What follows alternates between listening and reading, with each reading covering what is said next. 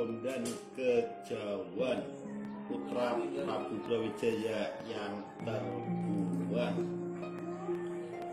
Raja terakhir Kerajaan Majapahit pernah sekarat akibat terserang penyakit yang memalukan, hingga harus mencari pengobatan untuk penyembuhan penyakitnya itu. Dalam meditasinya, Prabu Brawijaya atau Bhre Kertabumi mendapatkan pawisik. Jika ingin sembuh, ia harus menikahi seorang pelayan wanita berdarah Wandan. Perempuan itu harus menjadi istri Bhre Kertabumi yang terakhir. Maka dipilihlah Putri Wandansari yang juga dikenal dengan nama Bondrit Cemara, seorang dayang yang biasa melayani permaisuri Dewi Darawati atau Putri Campa.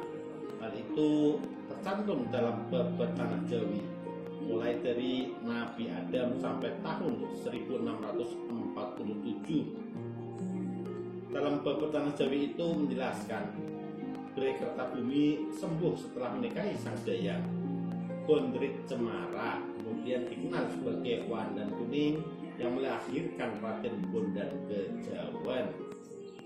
Sayangnya, ketika Putri Wandansari melahirkan anak dari bini Prabu Brawijaya, bayi tersebut diberikan kepada Ibu Yud Masahar dengan pesan agar bayi tersebut dilenyapkan.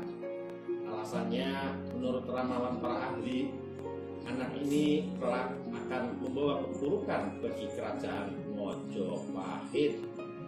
Namun, Ibu Yud Masahar justru merawat bayi laki-laki itu yang kemudian diberi nama Bondan Kejawan. Suatu hari, Ibu Yud Masahar yang sedang berdiskusi panen menyerahkan hasil sawah kepada sang Prabu Majapahit. Karena hasil panen terlalu banyak, pagi itu dipikul oleh banyak orang. Saat itu, Bondan Kejawan ingin ikut serta di luar pengetahuan bapak angkatnya. Penyerahan hasil panen telah diserahkan kepada sang Prabu dan diterima oleh para pembesar yang ditugaskan. Sementara itu, Bondan Kejawan masuk Siti Inggil menuju tempat gamelan Sekar Dalima, hadiah dari Raja Campa. Bondan Kejawan bermain gamelan Sekar Dalima, sedangkan gamelan Sekar Dalima merupakan gamelan pusaka, tidak boleh dimainkan oleh sembarang orang, hanya dimainkan di waktu-waktu tertentu. Dengan sendirinya bunyi gamelan itu membuat terkejut orang banyak hingga sampai ke telinga sang Prabu Brawijaya.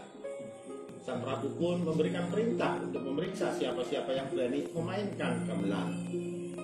Ketika Bondan Kejawan ditangkap dan ditanya siapa nama dan dari mana asalnya, dia mengaku bahwa dia adalah anak Ki Masahar, juru sawah, dan dibawa menghadap ke raja. Prabu Brawijaya pun memberikan hukuman, yaitu hukuman mati. Namun setelah diketahui bahwa Bondan Kejawan adalah anak angkat Ki Mahasar, maka hukuman pun dibatalkan. Sang Prabu malah gembira melihat putranya kembali yang dititipkan kepada Ki Masahar. Oleh karena itu, sang Prabu tidak marah, bahkan malah memberi hadiah 2 bilah keris bernama Mahisa Nur dan Mahisa Malela, serta berpesan kepada Ki Mahasar supaya Bondan Kejawan dititipkan kepada Ki Ageng Tarum. Ki Mahasar dan Bondan Kejawan segera berangkat ke Tarum.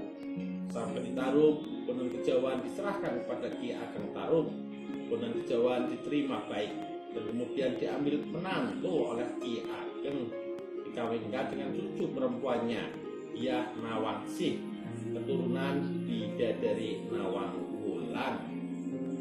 Adapun Nawangsih merupakan keturunan langsung dari Ki Gede Kudus. Putra lelaki Ki Gede kena marah karena berani membangkang terhadap perintah kawin sang ayah.